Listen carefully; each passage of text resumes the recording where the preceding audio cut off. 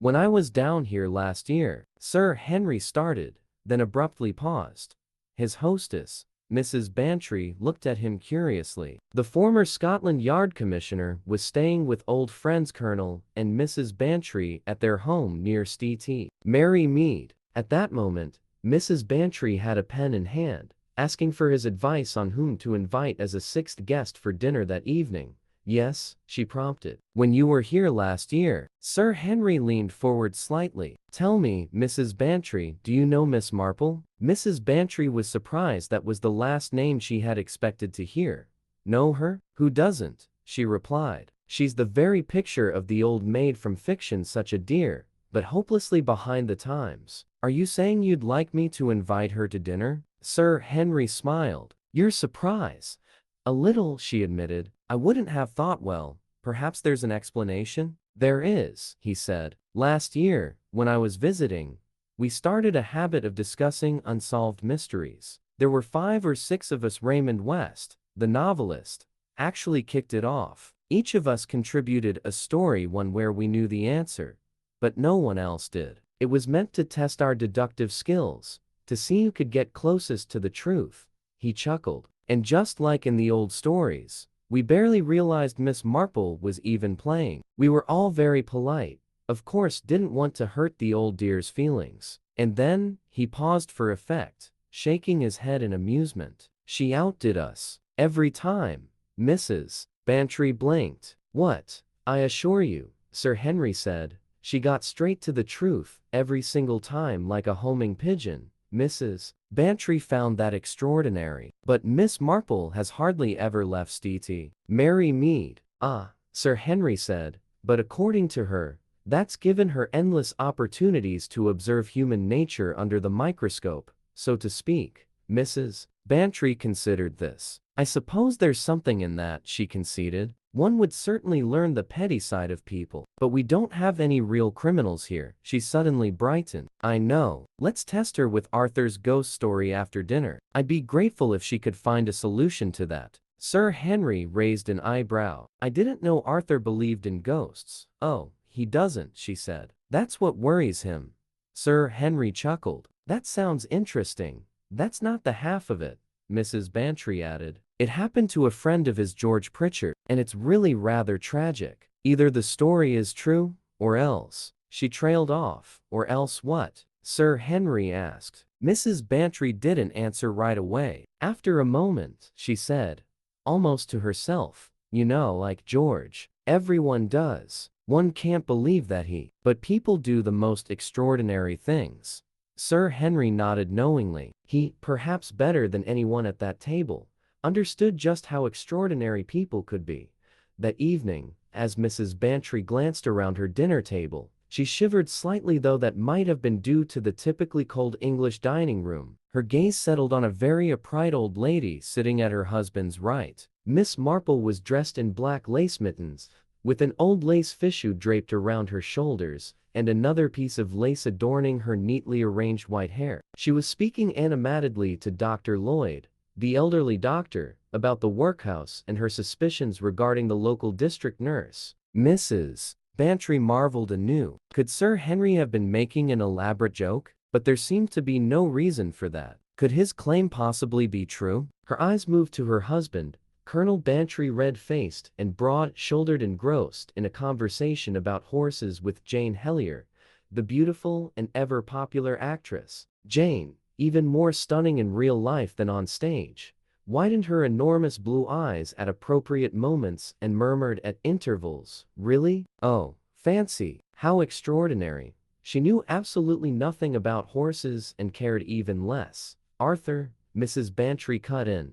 You're boring poor Jane to distraction. Leave horses alone and tell her your ghost story instead. Colonel Bantry hesitated. Oh, but I don't know. Sir Henry wants to hear it too. I was telling him a bit about it this morning. He glanced around the table. It would be interesting to hear what everyone thinks. Oh, do tell it, Jane exclaimed. I love ghost stories. Well, Colonel Bantry began, I've never been one to believe much in the supernatural, but this. I don't think any of you know George Pritchard. He's one of the best. His wife, well, she's dead now, poor woman. But I'll just say this, she didn't make George's life easy when she was alive. She was one of those semi-invalids, always ill, always demanding. I'm sure she truly had some ailment, but whatever it was, she played it for all it was worth. Capricious, unreasonable, she complained from morning to night. George could never do anything right. To be honest, most men would have lost their patience long ago, and he gave a wry smile. Well,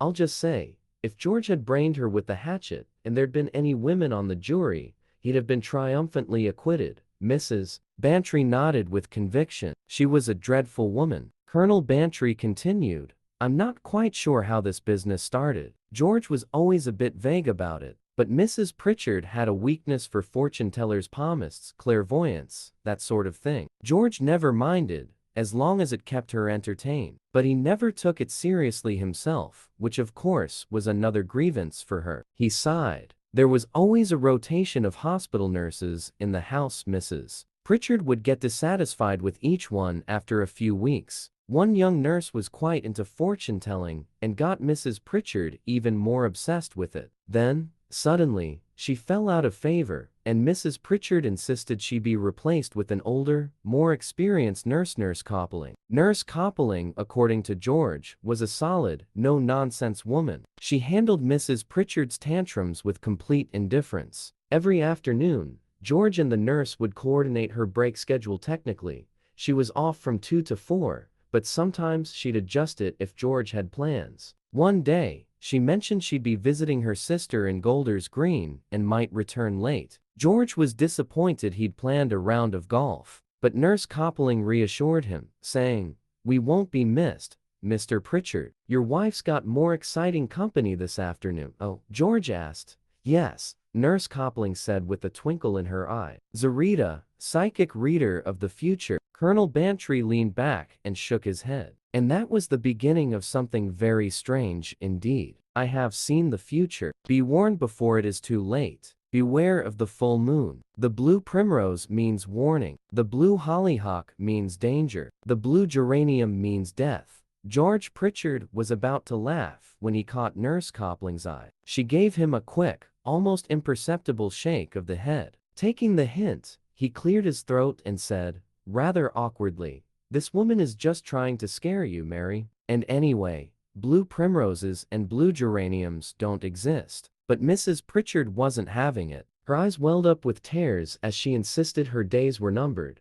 Out in the hallway, Nurse Coupling turned to George with a troubled expression. "This is all ridiculous nonsense," he burst out. But something in her tone made him pause. He looked at her more closely. "Surely, nurse, you don't actually believe?" No, Mr. Pritchard. I don't believe in fortune-telling. That's rubbish. But what I don't understand is the motive here. These frauds are usually after money, but this woman Zarita seems to be scaring Mrs. Pritchard for no apparent gain. I just can't see the point." George frowned. "Anything else?" "Well, Mrs. Pritchard said she found something about Zarita oddly familiar, and that's what bothers me. I don't like it, Mr. Pritchard. That's all." George let out a short laugh. "I had no idea you were so superstitious, nurse." "I'm not, but I know when something feels off." 4 days later, something strange happened. "To explain it properly," said Mrs. Bantry, "I need to describe Mrs. Pritchard's room." "Oh, may me do that?" she added quickly before her husband could interrupt. "It had one of those new wallpapers, you know, the ones with flowers all over them, like a sort of garden scene. But of course, all the flowers were completely wrong, blooming at the same time when they shouldn't be." "Dolly, don't get lost in horticultural accuracy," her husband interjected dryly. "But it is absurd," she protested, "to have bluebells and daffodils and lilies and hollyhocks all together." "Ridiculous. Most unscientific," Sir Henry murmured. "Anyway," she continued, "among these flowers were clusters of primroses, yellow and pink ones. And then, one morning, Mrs. Pritchard rang her bell in a panic. The household rushed in, thinking she was having some kind of medical crisis. But no, she was pointing at the wallpaper, and sure enough, right there among the others was a blue primrose." Jane Hellier shuddered. "How creepy." "The question was," said Colonel Bantry, Had it always been there? That was George's suggestion. And the nurses. But Mrs. Pritchard wouldn't hear of it. She swore it had appeared overnight. And of course, the night before had been a full moon. She was terribly upset, Mrs. Bantry added. I remember meeting Jean and Stowe that same day and telling her about it. Jean and Stowe? Miss Marple asked mildly. Yes. You know Jean, very athletic. Plays golf. Attractive in a healthy sort of way. She and George Pritchard have always been good friends, well suited. Really, things had been different. Miss Marple nodded thoughtfully. And what did she say? Mrs. Bantry hesitated. Well, she startled me a bit. She said, if Mrs. Pritchard is frightened to death, that might not be the worst thing. It would be a relief for George, wouldn't it? There was a brief silence. Of course. Mrs. Bantry continued hastily. I was shocked. But people do say the strangest things these days. Colonel Bantry cleared his throat. Might I continue? Yes, yes. His wife sighed. Arthur wants to get back to his ghosts. The next month, he went on. Mrs. Pritchard was even more anxious. She marked the full moon on her calendar and, on that night, had both the nurse and George check the wallpaper carefully. There were pink and red hollyhocks, but no blue ones. Satisfied, she locked her door. The next morning, when the door was finally opened, a single hollyhock just above her bed had turned blue. Jane gasped. Oh, how awful. George was shaken but refused to take it seriously. He convinced himself it was some kind of practical joke, even though the door had been locked all night. He ignored his wife's pleas to move out of the house. He told her she was being ridiculous. And then, the next month came. Mrs. Pritchard made fewer protests than expected. I think, deep down, she believed there was no escaping her fate. She kept repeating, the blue primrose means warning. The blue hollyhock means danger. The blue geranium means death. And she lay there, staring at the pink-red geraniums nearest her bed. It was unnerving. Even the nurse started feeling uneasy. 2 days before the full moon, she begged George to take Mrs. Pritchard away. And did he? Miss Marple asked. No. Colonel Bantry said grimly. George was stubborn. He believed it was all a hysterical fantasy. He even wondered if his wife was somehow making the flowers change herself. He paused. The fatal night arrived. As usual, Mrs. Pritchard locked her door. The nurse offered her a stimulant and injection of strychnine, but she refused. According to George, she seemed almost excited. I think that's quite possible, Mrs. Bantry murmured. There must have been something almost hypnotic about it all. The next morning, Colonel Bantry continued. When Mrs. Pritchard didn't wake at her usual time, Nurse Coupling knocked loudly. No answer. She fetched George, and together, they forced the door open. Mrs. Pritchard was dead. The doctor said she must have died around midnight. Her bottle of smelling salts lay beside her, and on the wallpaper, the pink-red geranium closest to her bed had turned a deep, vivid blue. A hush fell over the group. How terrible, Jane whispered. Sir Henry frowned. Any additional details? Colonel Bantry shook his head. But Mrs. Bantry spoke up. The gas, what about the gas? The doctor did notice a faint smell of it, she explained. The gas ring in the fireplace had been left slightly on, but only just, not nearly enough to be fatal. And George? Sir Henry asked. The nurse said she noticed the smell. George didn't at first, but he admitted feeling oddly lightheaded when he entered the room. He assumed it was from the shock. And that's the end of it? Not quite, Colonel Bantry said. People gossiped. The servants had overheard things, Mrs. Pritchard telling George he hated her and would be glad if she died. She had even said, when I am dead, I hope everyone will realize you killed me. And then Mrs. Bantry added, there was the weed killer. George had been mixing some the day before, and one of the servants saw him take a glass of hot milk up to his wife that night. Sir Henry nodded. So suspicion fell on him. Yes, Colonel Bantry said. An exhumation order was granted, but in the end, they found nothing. No poison, no evidence of foul play. Case, Sir Henry said gravely, smoke without fire. The whole thing is very odd, Mrs. Bantry mused. That fortune teller Zarita, when they tried to track her down, no one had ever heard of her. She appeared out of nowhere, said her husband, and then completely vanished. Out of the blue, his wife echoed. That's rather fitting, don't you think? And what's even stranger, Mrs. Bantry continued, is that little nurse Carstairs, the one who supposedly recommended her, had never even heard of her. The group exchanged glances. It's a mysterious story, Dr. Lloyd mused. One could make guesses, of course, but to truly know. He shook his head. Miss Marple, in her usual gentle voice, asked, has Mr. Pritchard married Miss Stowe? Sir Henry raised an eyebrow. Now, why do you ask that? Miss Marple's soft blue eyes widened slightly. It seems rather important, she said simply. Colonel Bantry hesitated. Well, we all expected something to happen between them, but it's been 18 months now, and they hardly see each other. That is important, Miss Marple said, nodding thoughtfully. Very important. Mrs. Bantry leaned forward. So you think the same as I do? She asked excitedly. You think? Dolly, her husband interrupted. You can't go around accusing people without a shred of proof. Oh, don't be so manly about it, Arthur, Mrs. Bantry huffed. Men are always so cautious about these things. Anyway, this is just between us. A wild, fantastic idea, really.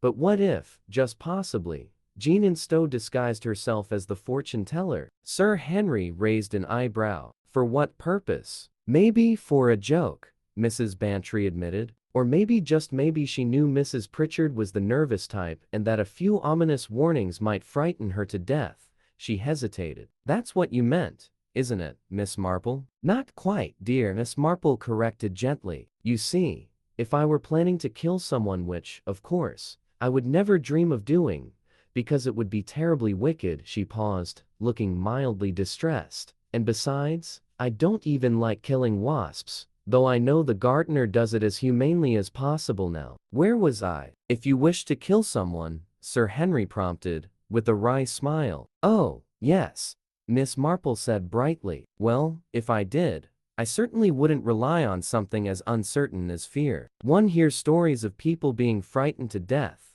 but it's hardly reliable, is it? The most nervous people often turn out to be far braver than you'd expect. No, if I were a certain person, I'd want a much more definite plan. Sir Henry chuckled. Miss Marple, you're giving me chills. I do hope I never find myself on the wrong side of one of your plans. Miss Marple looked at him reproachfully. I thought I made it clear that I would never contemplate anything so dreadful. I was merely trying to think how a certain person might have gone about it. You mean George Pritchard? Colonel Bantry asked skeptically. I can't believe it of him, mind you. Even the nurse suspected him. I went to see her a month after the exhumation. She didn't know how it was done, she had no proof, but she was absolutely convinced he was responsible for his wife's death. Well, Dr. Lloyd mused, perhaps she wasn't entirely wrong. Nurses often have a sense about these things, even if they can't prove them. Sir Henry turned back to Miss Marple. Come now, Miss Marple, you've been lost in thought. Won't you share your conclusions with us? Miss Marple blinked, as if just realizing where she was. Oh dear, I was just thinking about our district nurse. Such a difficult situation. Far more complicated than this blue geranium business. She paused. Of course, it really all depends on the primroses. The primroses? Mrs. Bantry repeated, puzzled. Yes, Miss Marple said. You said they were yellow and pink. If it was a pink primrose that turned blue, that makes perfect sense. But if it was a yellow one, was pink, Mrs. Bantry confirmed. Everyone stared at Miss Marple. Well then, she said with an air of finality, that settles it. She sighed. Such a pity, really. And with wasp season, and everything. And of course, the gas. Sir Henry's eyes narrowed. The gas? Miss Marple nodded. It reminds me of so many little village dramas. Nothing criminal, of course. But nurses are human beings, after all. They work closely with families, always having to be so proper and correct in their behavior. It's only natural that things sometimes happen. Sir Henry's expression changed. You mean Nurse Carstairs? Oh no, her, Miss Marple said dismissively. Nurse Coupling. You see, she had been with the Pritchards before. She was around Mr. Pritchard a great deal, and he is, by all accounts, quite an attractive man. Perhaps she thought, well, we needn't go into that. I don't suppose she knew about Miss Stowe at the time, but once she found out, she turned against him. That much was clear when she tried to do him harm afterward. Colonel Bantry frowned. What do you mean, afterward? The letter, Miss Marple said simply. Mrs. Pritchard supposedly wrote to the fortune teller, and the fortune teller came in response. But later, it was discovered that no such person had ever lived at that address. She folded her hands, which means that Nurse Coupling must have been involved. She only pretended to write the letter, and what could be more likely than that she was the fortune teller herself? Sir Henry shook his head. I never caught that about the letter. That's an important detail. Rather a bold move, Miss Marple admitted. Mrs. Pritchard might have recognized her, even in disguise. But if she had, the nurse could have played it off as a harmless joke. But what about the blue flowers? Jane Hellier asked. Miss Marple smiled. Nurses always carry litmus paper, don't they? For testing things? She lowered her voice. Red litmus turns blue in contact with alkali, so it would have been quite simple to paste some red litmus over a red flower near Mrs. Pritchard's bed. Then, when she used her smelling salts, the strong ammonia fumes would turn it blue.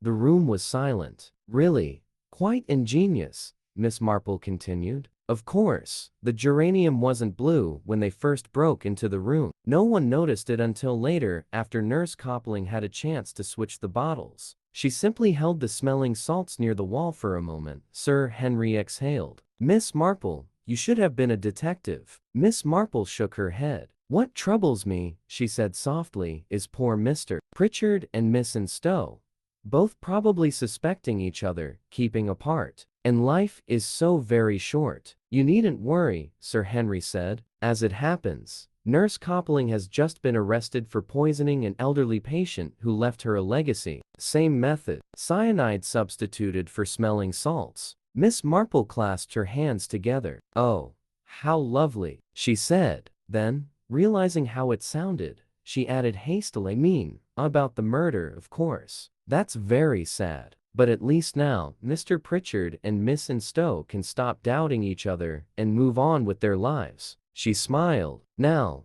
if you'll excuse me, I must finish my little chat with Dr. Lloyd about the village nurse. Such a troubling case.